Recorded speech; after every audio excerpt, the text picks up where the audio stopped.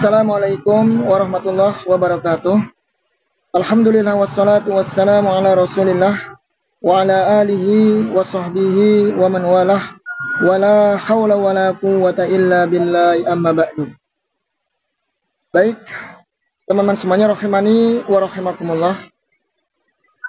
Lagi-lagi kita mendengarkan ancaman dari klan Ba'alawi yang mengaku nasabnya bersambung kepada Rasul Sallallahu Alaihi Wasallam. Jadi mereka mengancam, ya, kalau Ba'alawi semua bersatu, katanya Indonesia akan selesai.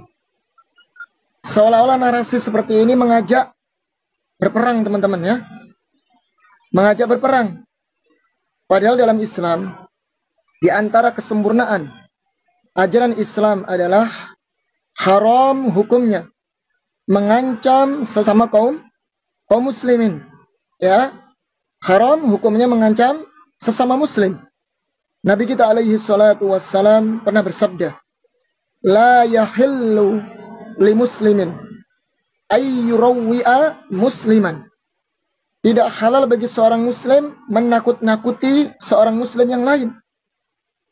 Padahal mereka mengaku keturunan Rasul Sallallahu Alaihi Wasallam, namun nyatanya akhlaknya jauh dari baginda Rasul Sallallahu Alaihi Wasallam. Baik, teman-teman semuanya, kita tak lama-lama kita akan simak bersama-sama bagaimana pernyataan klan Ba'alawi, ya, jika semua Ba'alawi bersatu, Indonesia akan selesai katanya. Dan tanggapan dari Gus Fuad. Baik, kita simak bersama-sama. Simaklai. Ba'alawi yang tercatat itu kan kurang lebih 4 juta ya kalau nggak salah Indonesia. Itu yang tidak tercatat lebih banyak, Bib. Iya, betul. Saya dapat info dari Maluku, dari Papua, dengar baik. Banyak. Kalau semua nih Ba'alawi bersatu, Indonesia selesai sama Ba'alawi. Serius? Enggak, bener, Bib, serius. Jumlah Habib dan Habibah di Indonesia, kalau kita cek sensus penduduk, ya, data-data kependudukan, itu saat ini itu maksimal jumlahnya Habib dan Habibahnya itu maksimal hanya sekitar 150-an ribu orang. 150 ribu orang. Sementara penduduk Indonesia kan sekarang ada di kisaran 280 juta. Jadi kira-kira Habib dan Habibah itu sebagai populasi di Indonesia itu cuma 0,05% lah.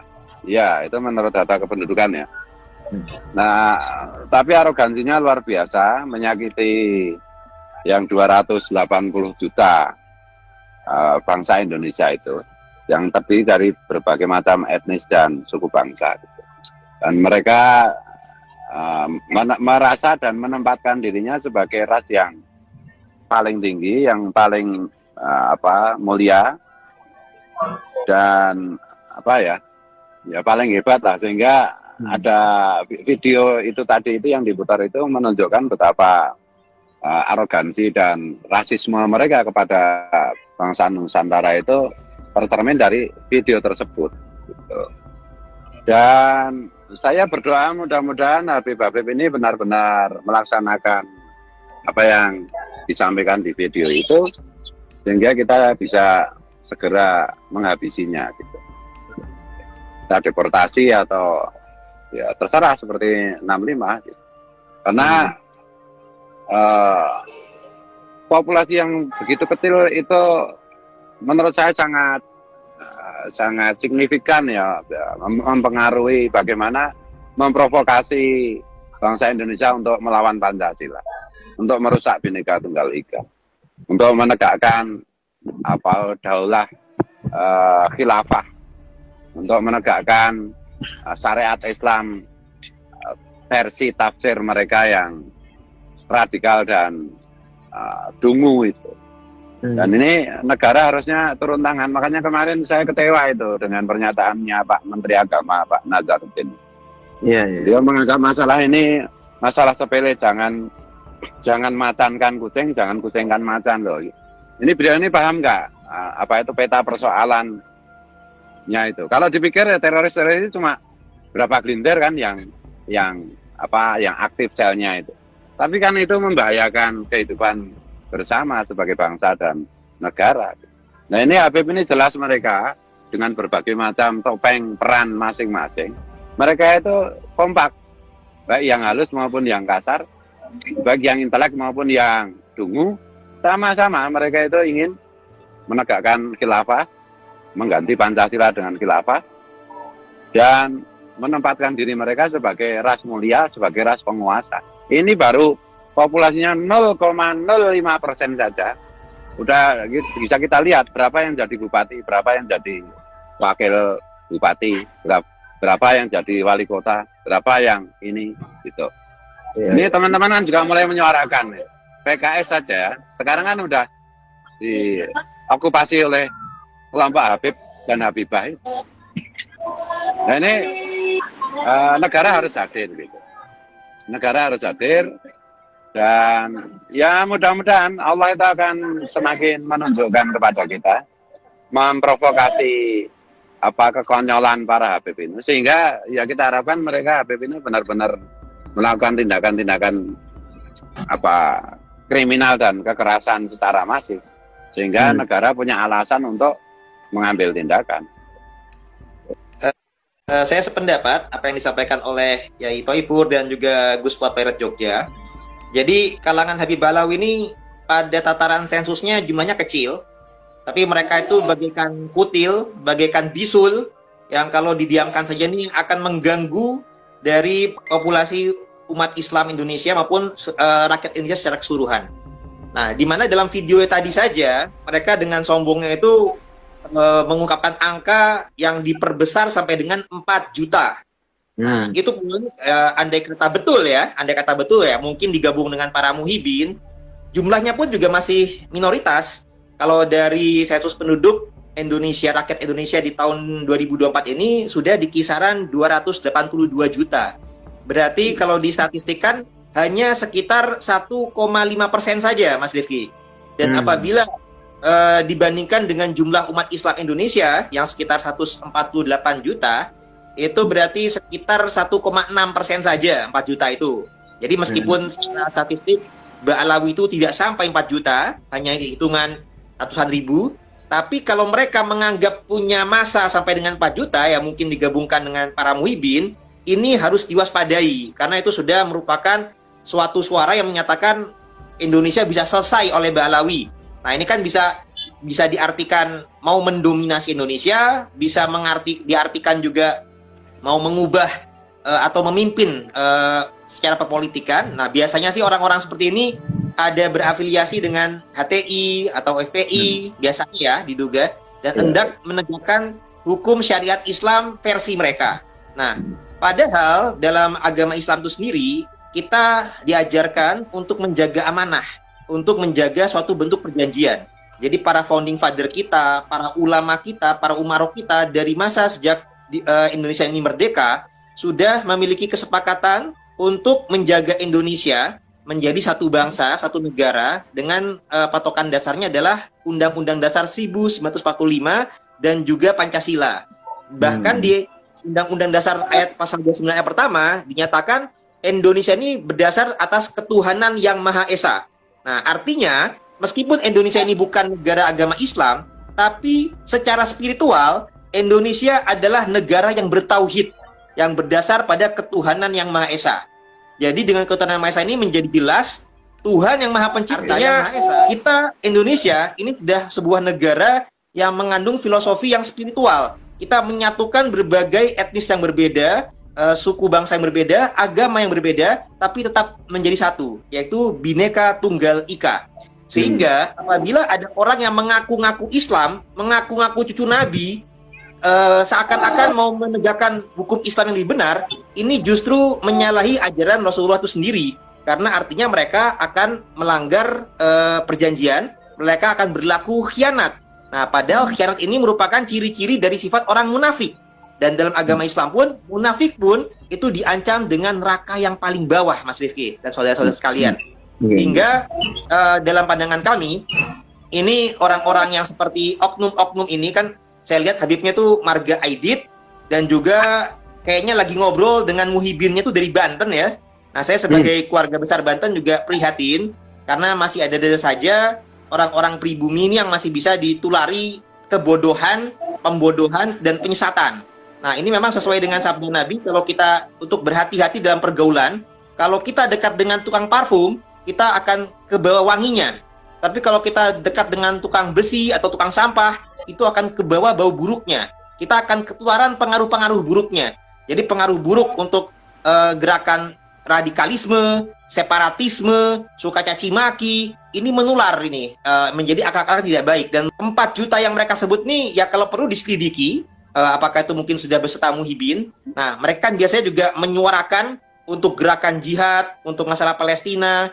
Nah, kalau untuk masalah Palestina, kita pada dasarnya juga mendukung kemaslahatan saudara-saudara kita, tapi tentunya kita juga menyesuaikan dengan kebijakan umarok kita dan politik luar negeri. Jangan sampai malah merugikan bangsa kita juga.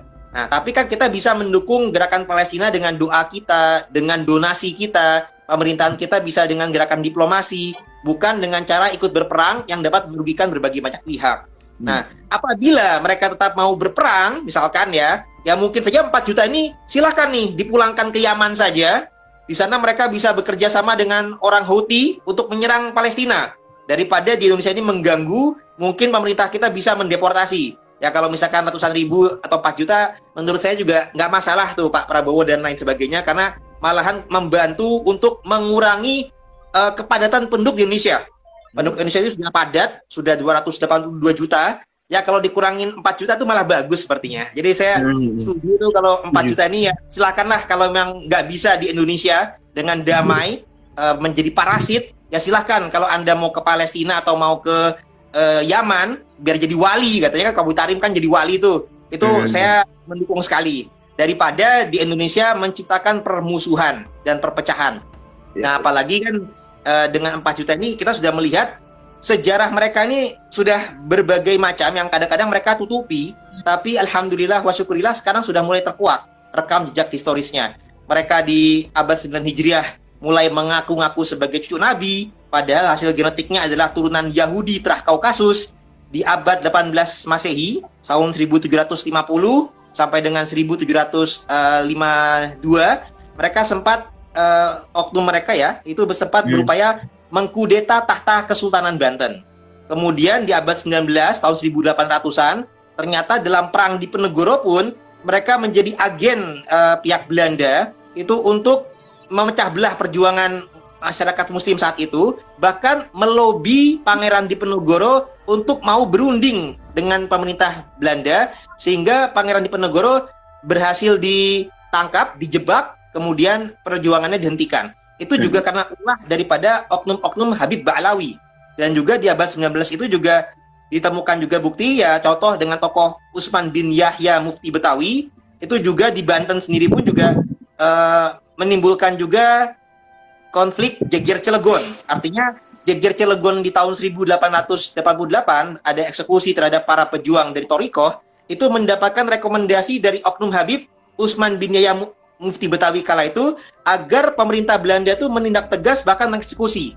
Dan dia juga mereferensikan kepada pemerintah Hindia Belanda untuk memberikan tindakan keras kepada para ulama-ulama Thorikoh. Nah, ini sehingga jelas, dan bahkan Syekh Nawawi pun yang dikenal di seantero Nusantara, baik di Banten, di Mekah, juga berani memberikan surat kritik kepada Utsman bin Yahya.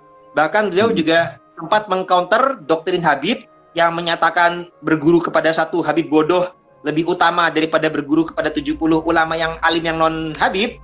Syekh Nawawi pun juga sempat menuliskan bahwasanya justru sebaliknya, bahwa satu ulama yang amilin itu lebih utama daripada 70 Said atau Syarif asli yang bodoh, apalagi dari Habib yang palsu nasabnya kepada Nabi.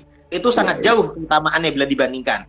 Nah, kemudian di abad 20 terjadi gerakan pemberontakan PKI oleh DN Aidit, Sofyan Barakbah, Fahrur Barakbah. Ini juga adalah ulah daripada oknum-oknum Habib Ba'alawi, muasal Yaman.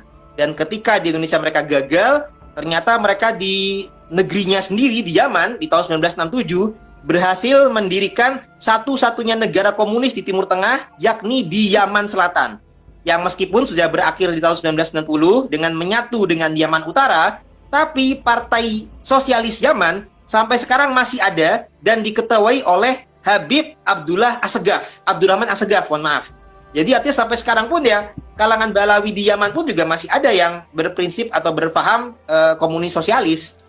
Sehingga apabila di masa sekarang ada Habib semacam Rizik Syihab suka menuding yang lain itu komunis, harusnya mawas diri berkaca. Jangan maling teriak maling, jangan komunis teriak komunis. Karena yang biasa komunis justru dari kalangan Ba'alawi itu sendiri banyaknya.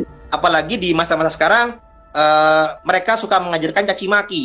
Bahkan kepada kepala negara kita. Ketika Gus Dur menjadi kepala negara pun juga dicaci buta mata, buta hati. Kepada Pak Jokowi kemarin, Jokodok. Nah, alhamdulillah kepada Pak Prabowo belum ada cacian seperti itu. Mereka masih berupaya mencari bermuka manis kepada Pak Prabowo. Tapi ya kami dalam video ini juga menghimbau kepada Pak Prabowo yang secara silsilah juga masih bersambung kepada Sultan Hamengkubuwono II, masih bersambung tautan kepada Wali Songo, itu untuk segera sadar dan waspada Pak Prabowo untuk mengantisipasi gerakan-gerakan dari para Habib Ba'alawi ini yang unsurnya negatif. Banyak yang radikal, banyak yang suka caci maki, intoleran, bahkan yang cara halusnya pun juga mau membegal organisasi yang besar di Indonesia dan juga mau membelokkan sejarah Nusantara, yakni Habib Lutfi bin Yahya yang harus sama-sama kita waspadai. Jadi meskipun para Habib ini jumlahnya sedikit, tapi kalau mereka bisa menyusup masuk ke organisasi masa umat Islam Indonesia terbesar di dunia, ini mereka bisa secara tanda kutip dengan jumlah kecil tapi bisa menjajah secara spiritual, kultural, doktrinal, dan rasial dan finansial. Nah, apalagi alhamdulillah kita telah bersyukur Ketum PBNU juga sudah berhasil dengan para kiai-kiai yang lain sudah mengadakan kongres Jatman yang asli, legal di bawah PBNU dan juga sudah melengsarkan Pak Lutfi bin Yahya. Nah, kami harapkan Pak Lutfi bin Yahya juga tetap legowo, jangan sampai mengadakan kongres versi beliau di Pekalongan yang alias kongres Patman atau Parman, bukan Jatman yang asli. Dan kita harap para kiai-kiai kita tidak lagi terpengaruh untuk mendukung kongres yang diadakan oleh Pak Lutfi ini, dan jangan sampai Pak Prabowo juga mau hadir dalam kongres yang diadakan. Kalau diundang jangan mau Pak, itu justru malah memecah belah umat. Dan kita bersyukur dengan adanya Kiai Thoifur ini sehingga ternyata di Indonesia Timur pun sudah ada Kiai Nusantara yang moga-moga Kiai Thoifur bisa menjaga umat di sana dengan yang umat yang berbeda agama supaya bisa dijaga toleransinya, yang dengan umat Islam juga diberi masukan jangan sampai terpengaruh oleh faham radikalnya para Habib, Yai. Karena ini semua sangat berbahaya bagi keutuhan negara kita, karena sudah punya track record yang jelas. Dengan 4 juta itu, kalau mau bergerak, insya Allah kita akan siap menghadang, kita siap sebagai warga Indonesia, kita punya hak untuk bela negara. Kita siap kerjasama dengan aparatur pemerintah, dengan TNI, Polri, dan institusi terkait, apakah itu BNPTK, apakah itu Densuskah. Intinya ini harus kita waspadai bersama, bukan sekedar dihadapi oleh keluarga yang pro tesis Keimat saja, bukan hanya pro Wali Songo saja, tapi kalau sudah mengancam keutuhan NKRI, ini menjadi merupakan dan tanggung jawab kita semua secara bersama-sama, saudara-saudara sekalian. Baik teman-teman semuanya, rahimani warahmatullahi. Barusan kita sudah dengarkan ya pernyataan dari Tuan Ba'alawi. Kalau semua Ba'alawi bersatu, yang katanya jumlahnya 4 juta yang ada di Indonesia, maka Indonesia akan selesai.